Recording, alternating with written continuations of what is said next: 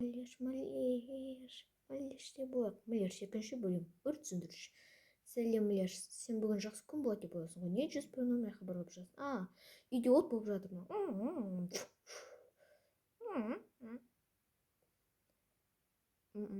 Кеңес.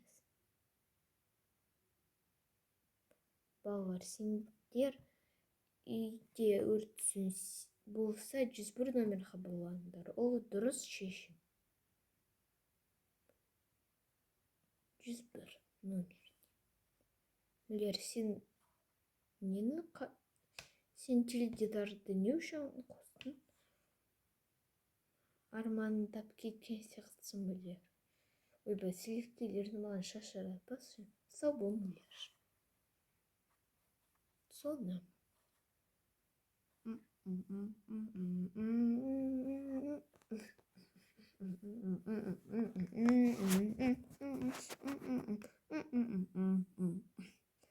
Білімді бол.